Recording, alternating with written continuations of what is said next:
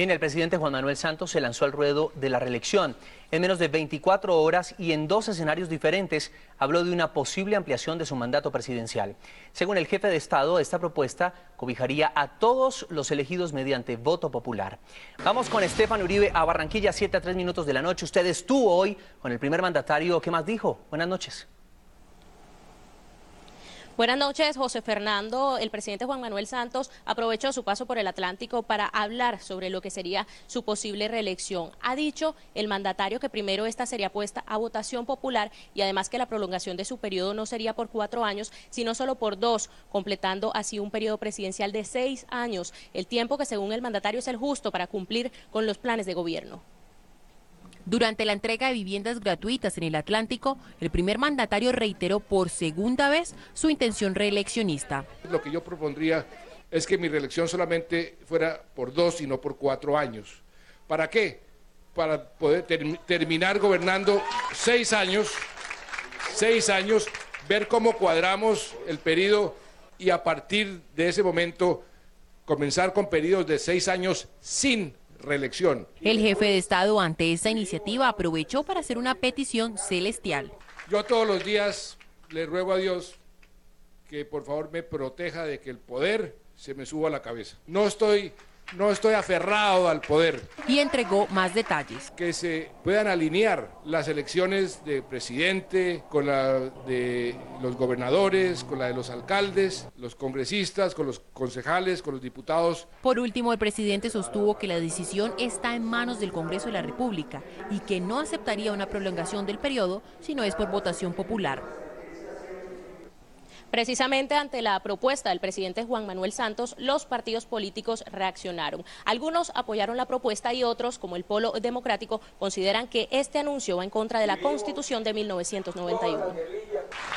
Y me parece que es prueba de desprendimiento del presidente de la República, porque sería el primer presidente que renunciaría a estar en un periodo durante 4 años. Es una buena señal que el presidente Santos contemple la posibilidad de su reelección.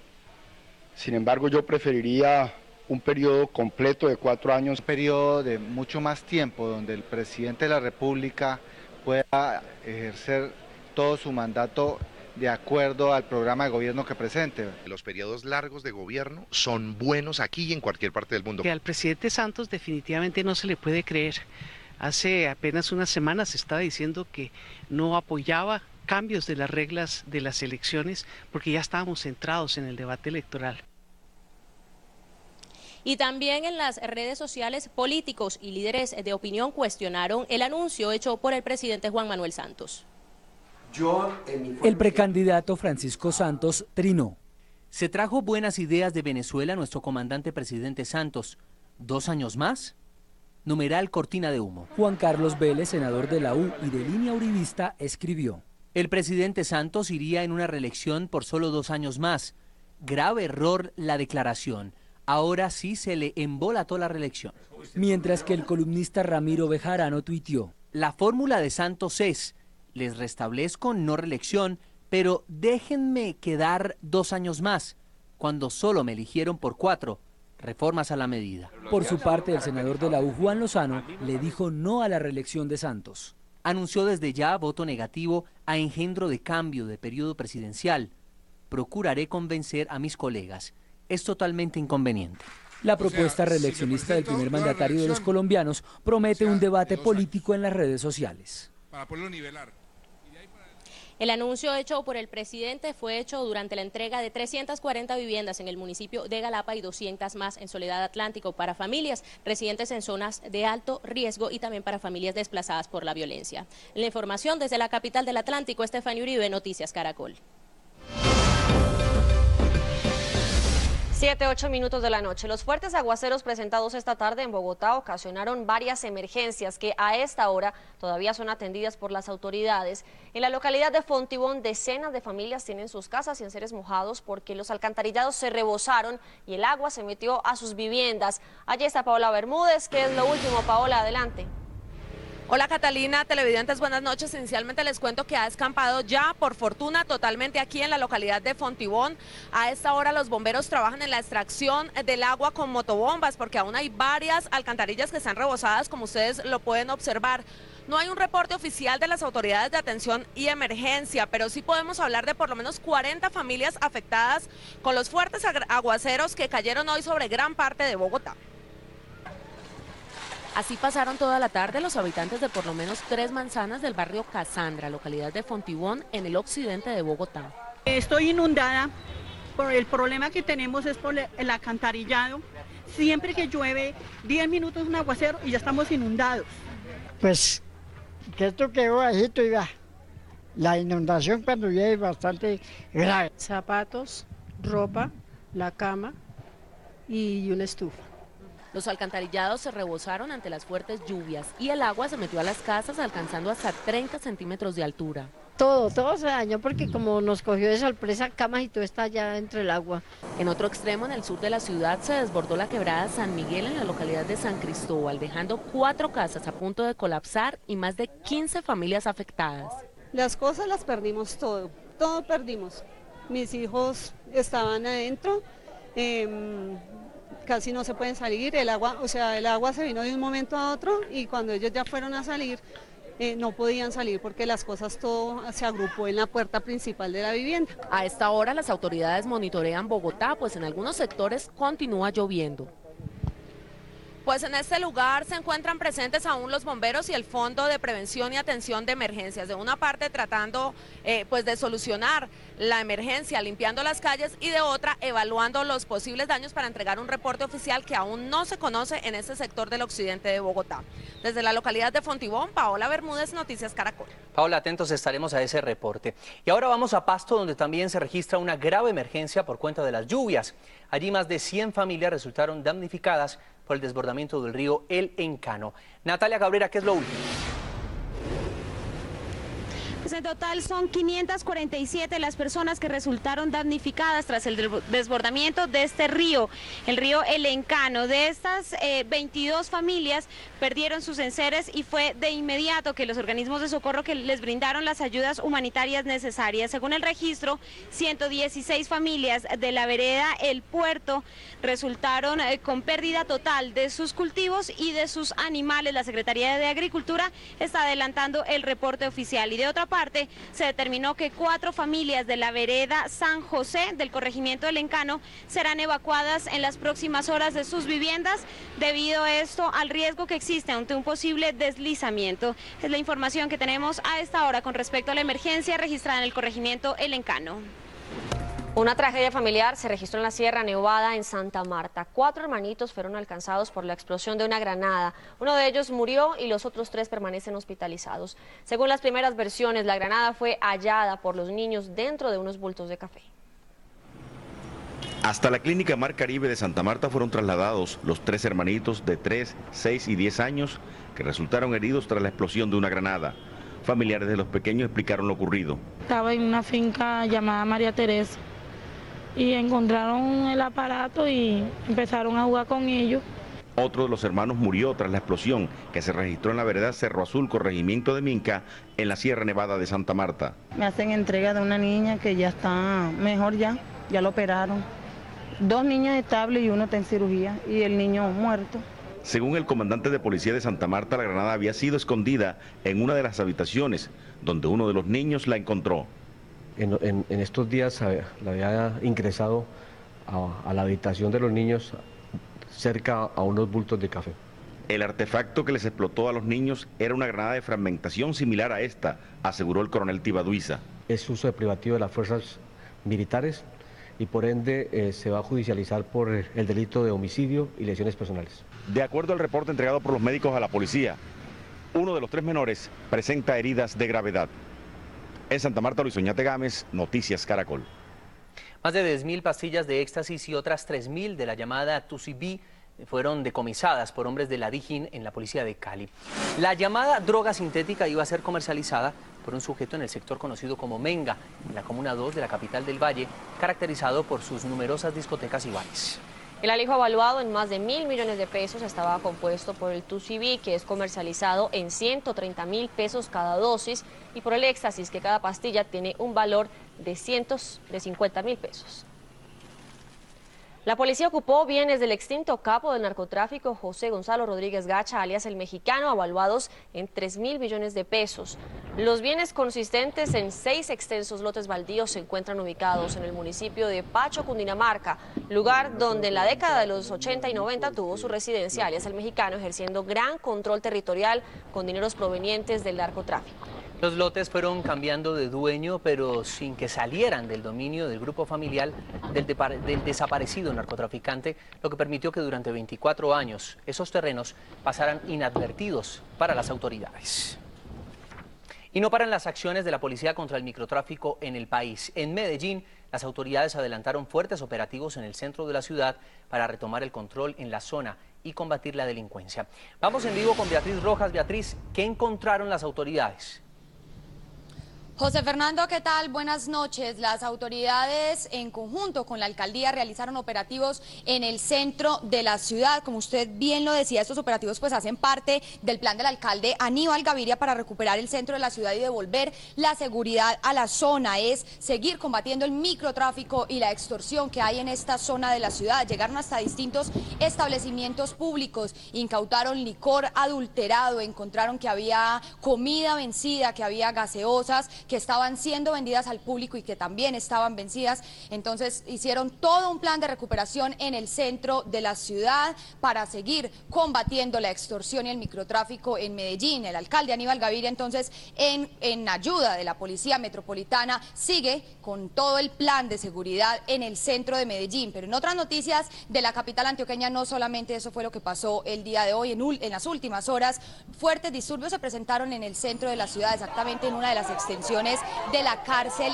de menores. Allí dos jóvenes que estaban recluidos en esta cárcel intentaron volarse. Aprovechando una visita que había el día de hoy, los jóvenes hicieron un hueco en una de las paredes que da a las casas de este sector. Intentaron volarse por los techos, pero la ayuda de las autoridades y de la comunidad lograron detenerlos. Llegaron hasta el sitio y los jóvenes, para tratar de escapar, se enfrentaron a piedra con las autoridades y pues con la comunidad, que trató de ayudar a las autoridades a que estos dos jóvenes no escaparan. Por fortuna, pues la ayuda del ESMAD y de la comunidad lograron entonces pues devolver a la cárcel a estos dos menores. Es la información con Beatriz Rojas, Noticias Caracol. Gracias por el reporte, Beatriz, desde Medellín. La policía frustró un atentado de las FARC en la vía que de Neiva conduce al municipio de Vega Larga. Este es el momento cuando agentes antiexplosivos detonan 30 kilos de ANFO que los guerrilleros habían instalado en cantinas de transporte de leche cruda. La policía informó que las FARC pretendían atentar contra la fuerza pública que realizaba operativos de registro y control en esa zona del país. Durante la acción de la policía no se registraron capturas. Preocupadas se encuentran las autoridades de tránsito en Cali por las continuas infracciones de tránsito que se registran en la ciudad. Según los guardas, 50 conductores alteran diariamente la placa de sus vehículos para evadir las fotomultas. Vamos en vivo a Cali, Juan Carlos Villani. ¿Qué sanción podrían recibir los infractores? Buenas noches. José Fernando, televidentes, buenas noches. Pues es una sanción económica. Mire, inicialmente 8 salarios mínimos diarios legales vigentes, equivalentes a 156.000 pesos por adulterar la placa, más la contravención, dependiendo de la que hayan cometido. Si es por pico y placa, 290.000 pesos. Si es por semáforo en rojo, 597.000 pesos. Y si es por pisar la cebra, 289.000 pesos. Esto sumado al costo de los patios, de la grúa y del transporte de la grúa, vale 40.000 pesos, y los patios por día 19.000 pesos.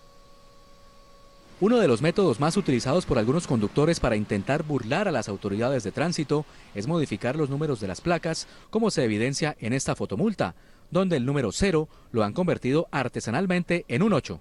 Están optando por colocarle cinta negra, cinta aislante a los últimos dígitos de cada placa. Y es que algunos conductores caleños se las ingenian para tratar de engañar a las autoridades. Utilizan, por ejemplo, una simple cinta negra, cortan un pedazo muy delgado, intentan modificar en este caso el número 2 para hacerlo parecer un 8, tratan de engañar a las fotomultas, pero dicen las autoridades que igualmente son detectados. Otras modalidades son raspar o pelar la placa para que la fotomulta se confunda y no se puedan visualizar los números, o incluso algunos conductores instalan bases para bicicleta para impedir la visibilidad de las cámaras. Están recurriendo a tapar la placa con thinner para que los números de la letra sean desteñidos, para que la placa quede de un solo tono. Las autoridades de tránsito de Cali insisten en que las 29 cámaras de fotomultas, junto a los 560 agentes, seguirán pescando a los infractores, así intenten mediante estos métodos burlar las normas de tránsito. Quien sea sorprendido podría enfrentar incluso el delito de falsedad en documento público. Y en otras noticias de Cali, luego de una audiencia pública, una juez envió a la cárcel al expatrullero Jason Julián Rayo Bermúdez. Inicialmente legalizaron su captura, luego le imputaron el delito de homicidio agravado. Esta persona no se allanó los cargos, sin embargo fue enviada a la cárcel. Le profirieron medida de aseguramiento en establecimiento carcelario. Se les indica de haber asesinado a un joven de 20 años en el corregimiento de La Buitrera el 17 de noviembre del año pasado. Información desde Cali, Juan Carlos Villani, Noticias Caracol. Juan, gracias. Feliz noche. Tras una visita de 5 días al país, fiscales de la Corte Penal Internacional cuestionaron la falta de sentencias en los llamados falsos positivos. El organismo internacional también se refirió a un eventual acuerdo de paz entre el gobierno y las FARC, manifestando que se deben respetar los pactos internacionales suscritos por Colombia. Para la Corte Penal Internacional, Colombia se encuentra en una encrucijada frente a la posibilidad de superar 4 décadas de conflicto armado. Añadieron que cualquier acuerdo entre gobierno y las FARC deben respetar los acuerdos internacionales suscritos por el país. Cualquier proceso de paz debería ser compatible con el Estatuto de Roma y ninguna amnistía sería compatible, pero entre impunidad total y justicia penal hay un rango de opciones. Los miembros del tribunal también se declararon preocupados ante la falta de condenas a los altos mandos militares vinculados con ejecuciones extrajudiciales. Hay que profundizar la investigación y el enjuiciamiento, sobre todo de los responsables ubicados en los estamentos más altos. Hay muy pocas sentencias, las investigaciones en muchos casos están estancadas y no hay un avance hacia arriba en la cadena de mandos. Frente a la reforma del fuero penal militar, la Corte indicó que hará especial vigilancia para que no haya impunidad en los casos llevados por el mando castrense. 7:34 de la noche, seguimos con más noticias. Un estudio revela que cada vez son más los colombianos que acceden a la red. Quienes entran a Internet lo hacen habitualmente para consultar temas educativos y hacen uso de las redes sociales principalmente. Según el estudio, 8 de cada 10 colombianos acceden a Internet. 5 de ellos lo hacen todos los días, navegando un promedio de 3 horas. La gente quiere estar conectada en todas partes, en cualquier momento y en cualquier lugar.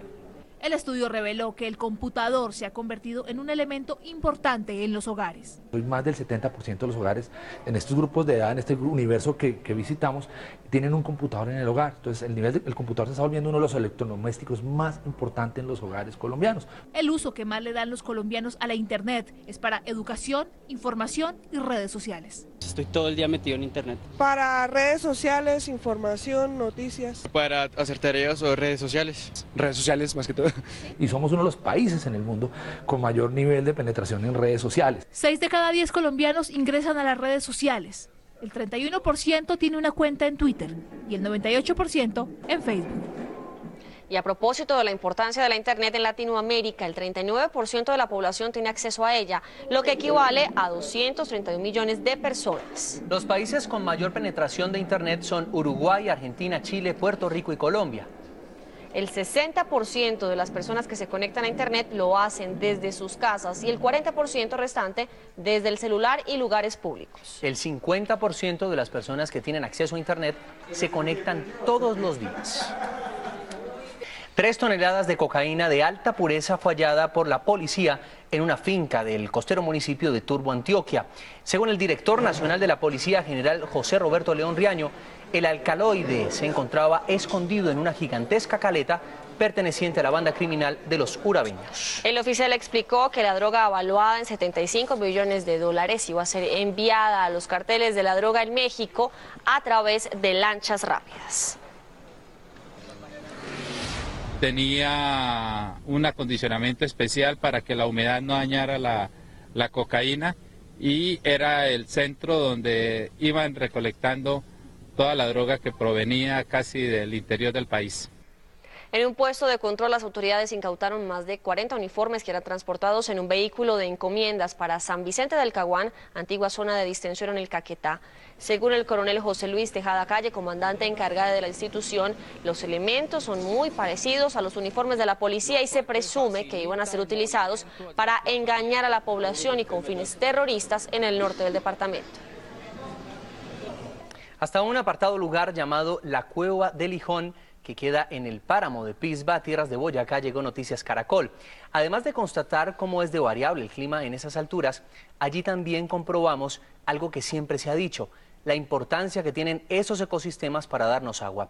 Informe del Pato Salcedo.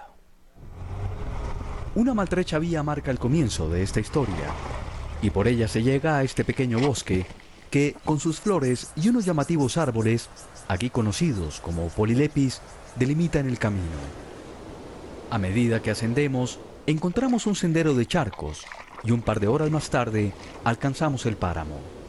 Este nos recibe con un gran velo blanco tejido por la niebla. Metido entre su poncho, Daniel Rincón, funcionario de Parques Nacionales, deambula por estas cumbres. Él asegura que instantes como estos, de lluvia y baja temperatura, son perfectos. Ahí es cuando uno siente que está vivo, que está interactuando con el medio ambiente. El musgo, apretado y generoso, pareciera dar abrigo a las ramas de este arbusto. Los frailejones, reyes por excelencia de estas cimas, atrapan y entregan gota a gota los excesos de lluvia. Si carecieran de sus típicas plantas, estas montañas difícilmente retendrían cada milímetro de humedad que las baña. La vegetación juega un papel muy importante para poder almacenar toda el agua que se genera en los páramos. El viento avanza, la niebla se hace a un lado y en segundos el paisaje es otro. A 3.800 metros de altura sobre el nivel del mar queda este lugar, conocido como la Cueva de Lijón, y uno de sus más hermosos tesoros es este humedal llamado la Laguna de los Patos. Gracias a la transparencia de sus aguas, comprobamos cómo crecen en el fondo algunas especies vegetales que soportan tan extremas condiciones. Ya sin el poncho, Daniel continúa su recorrido de vigilancia y control. Él sabe que el clima es impredecible en estas latitudes.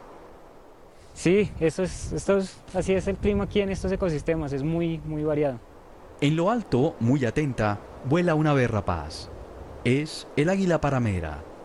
Ella también forma parte de esta red natural andina, saturada de cristalinas corrientes, que mucho más abajo bañan Boyacá y el lejano Casanare.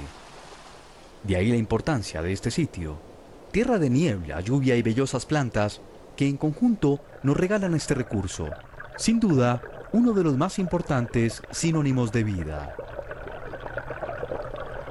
Y estas fueron las noticias, nos encontramos mañana a las 12:30 del día con una nueva edición informativa. Ya viene Sábados Felices, esto es Noticias Caracol, primero en Noticias. Feliz noche.